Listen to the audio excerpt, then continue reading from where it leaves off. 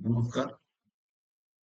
বায়োম্যানিয়া by Sukanta sir এই YouTube প্ল্যাটফর্মে সকলকে স্বাগত। আমরা আজকে যে বিষয়টা নিয়ে ডিসকাস করব, আমরা দূষণগুলো পড়ছিলাম। জল দূষণ, বায়ু দূষণ, শব্দ দূষণ, মাটি দূষণ। তো সেই দূষণের কারণ, ফলাফল, দূষণগুলো কিভাবে প্রতিকার করা যায়, এগুলো নিয়ে আমরা আলোচনা করছি। সেই আলোচনা আজকে আমরা শেষ আলোচনাটা করব, যেটাকে আমরা বলি তেজস্ক্রিয় দূষণ। অ্যাকচুয়ালি বলা যেতে পারে এটা আমাদের আধুনিক সমাজ ব্যবস্থার অত্যাধুনিক দূষণ, তেজস্ক্রিয় দূষণ। এমনি নর্মালি একটা প্রশ্ন দেওয়া হয় যে এ মুহূর্তে কোন বিদ্যুতের চাহিদা সব থেকে বেশি। তো আমরা খুব গর্বের সাথে বলি এই তেজস্ক্রিয় বিদ্যুতের চাহিদা সব থেকে বেশি। কিন্তু তেজস্ক্রিয় বিদ্যুতের চাহিদা যদি সব থেকে বেশি হয়, তাহলে তেজস্ক্রিয় মৌল যে সমস্ত আছে বা রেডিও অ্যাক্টিভ মেটাল যে সমস্ত আছে, সেই সমস্ত তেজস্ক্রিয় মৌলগুলো থেকে যে বিদ্যুৎ উৎপাদিত হয়, সেগুলোর বিষয়ে আমাদের ভরসা করতে হয়। কিন্তু সমস্যা কি, এই তেজস্ক্রিয় মৌলগুলো থেকে যে তেজস্ক্রিয় রশ্মি নির্গত হয়, সেই তেজস্ক্রিয় রশ্মিগুলো অত্যন্ত ক্ষতিকর। এবং এই তেজস্ক্রিয় রশ্মিগুলো যদি আমাদের সংস্পর্শে আসে, তাহলে নানান রকমের রোগের সৃষ্টি হয়। শুধু রোগ না, আমাদের বিভিন্ন রকম স্থায়ী জিনগত পরিবর্তন পর্যন্ত হয়ে যেতে পারে। এখন বর্তমান দিনে যত দিন যাচ্ছে, আমরা দেখছি এই সমস্ত বিদ্যুতের চাহিদা থাকা সত্ত্বেও আমরা তা ব্যবহার করতে পারছি না। যেটাকে আমরা বলি প্রাকৃতিক শেষ মৌল, অর্থাৎ ইউরেনিয়াম। এই ইউরেনিয়ামকে অনেক সময় পারমাণবিক বিদ্যুৎ উৎপাদনে ব্যবহার করা হয়েছে, একথা ঠিক। কিন্তু ব্যবহার করা হলেও এই ইউরেনিয়াম বা ইউরেনিয়াম থেকে উৎপাদিত বিদ্যুতের অ্যাভেলেবিলিটি যে ভীষণভাবে বাড়ানো গেছে তা নয়। তার কারণ হচ্ছে একটাই, এখান থেকে নির্গত হওয়া বিভিন্ন রকমের তেজস্ক্রিয় রশ্মি, যে সমস্ত তেজস্ক্রিয় রশ্মিগুলোকে যত মাটির নিচেতেই তুমি পুঁতে দাও না কেন, সেই রশ্মিগুলো কিন্তু বেরোতেই থাকবে, সেখান থেকে রশ্মি নির্গত হতে থাকবে।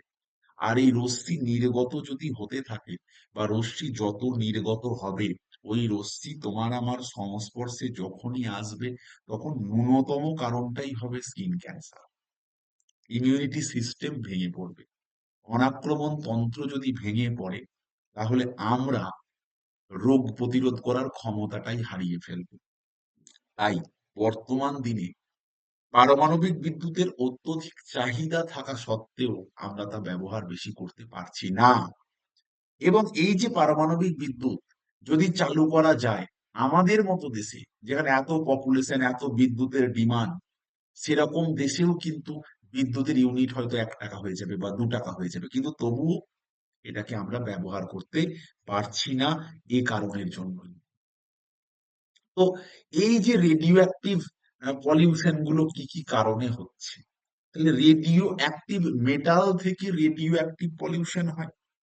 এখন যে সমস্ত নিউক্লিয়ার পাওয়ার প্ল্যান্টে যেগুলো আমরা ব্যবহার করছি, নিউক্লিয়ার ওয়েপন্স লাইক মিসাইল, বিভিন্ন রকম ইউরেনিয়াম মাইনিং থেকে যে সমস্ত ইউরেনিয়াম বা ইউরেনিয়াম উত্তর মৌল যেগুলো তোলা হচ্ছে, সেখান থেকে যে রেডিয়েশন হচ্ছে, নিউক্লিয়ার বিভিন্ন ওয়েস্ট বা বজ্র পদার্থ, এই নিউক্লিয়ার বজ্র পদার্থগুলো এতটাই মারাত্মক, ওকে তুমি মাটির যত গভীরেই রাখো, সেখান থেকেও রেডিয়েশন ছড়াবে। তাই জন্য এই রেডিও অ্যাক্টিভ পলিউশন আমাদের কাছে বড় মাথা ব্যথার কারণ। কারণ রেডিও অ্যাক্টিভ মৌলগুলো থেকে উৎপন্ন হওয়া ক্ষতিকর যে পদার্থগুলো, সেগুলোকে কোনোভাবেই ধ্বংস করা যায় না। তাই এটা অত্যন্ত চিন্তার একটা কারণ। এবার বলছে ইফেক্ট অফ তোমার radioactive pollution. Radioactive পলিউশনের ইফেক্ট, প্রথম কথাই, আমাদের দেহের নানা রকমের ডিজিজ, আলসার হতে পারে, কোন জয়েন্টের সমস্যা হতে পারে, ক্যান্সার হতে পারে, লাং ক্যান্সার। দেখো কত রকমের ক্যান্সারের কারণ এটা।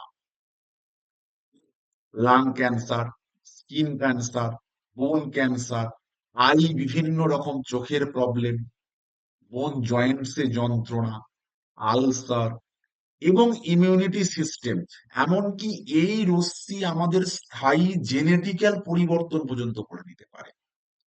এই জেনেটিক্যাল পরিবর্তন যদি একবার হয়ে যায়, জিনগত পরিবর্তন যদি একবার ঘটে যায়, তাহলে জেনারেশন টু জেনারেশন এই প্রবলেম সাফার করবে। তাই রেডিও অ্যাক্টিভ পলিউশন আজকে বড় মাথা ব্যথার কারণ আমাদের কাছে। আচ্ছা, এবার বলছে how to prevent the radio active pollution. তো কিভাবে আমরা এটাকে কন্ট্রোল করব? অ্যাকচুয়ালি বাস্তবিক অর্থে একে কন্ট্রোল করার বা এই তেজস্ক্রিয় রশ্মি বা তেজস্ক্রিয় মৌল থেকে উৎপন্ন দূষিত পদার্থগুলোকে কন্ট্রোল করার রাস্তাটা ভালোভাবে আমাদের জানা নেই। তার রাস্তা যদি আমরা বলতে যাই, তাহলে এই যেগুলো থেকে উৎপন্ন হচ্ছে সেগুলোর ব্যবহার বন্ধ করা ছাড়া আর কোনো রাস্তা নেই। অর্থাৎ nuclear weapon, nuclear power plant, এগুলোকে ব্যবহার করাটা বন্ধ করতে হবে। ইউরেনিয়াম মাইনিং কে বন্ধ করতে হবে। নিউক্লিয়ার ওয়েস্ট যে সমস্ত জায়গা থেকে উৎপন্ন হয়, সেই জায়গাগুলোকে ব্যবহার বা সেই জায়গাগুলোকে স্টপ করতে হবে, থামাতে হবে। এছাড়া কিন্তু রেডিও অ্যাক্টিভ পলিউশনকে কন্ট্রোল করার সেরকম কোনো ব্যবস্থা আমাদের কাছে এ মুহূর্তে অন্তত নেই। তার কারণ আমরা এখান থেকে উৎপন্ন হওয়া দূষিত পদার্থগুলোকে কিভাবে ধ্বংস করব, সেই রাস্তাটাই তো জানা নেই। নেক্সট, তাই জন্য এই পৃথিবী জুড়ে এই বিদ্যুতের এত চাহিদা থাকা সত্ত্বেও আমরা কিন্তু এই রেডিও অ্যাক্টিভ এলিমেন্টদের ইউজ করে বিদ্যুৎ উৎপন্ন করতে পারছি না। কারণ যাদের জন্য উৎপন্ন করব তারাই যদি এত রোগে সমস্যায় ভোগে, তাহলে এটা উৎপন্ন করে আর এটা কি? এটা হলো তেজস্ক্রিয় পলিউশন বা অত্যাধুনিক দূষণ বলা যেতে পারে। মানে দূষণের ওটা এটা যুক্ত হবে একটা নতুন দূষণ। ভালো থাকবে সবাই। পরের ভিডিও নতুন কোনো একটা টপিক নিয়ে, পরিবেশ সংক্রান্ত টপিক নিয়ে আলোচনা করবো। ততক্ষণ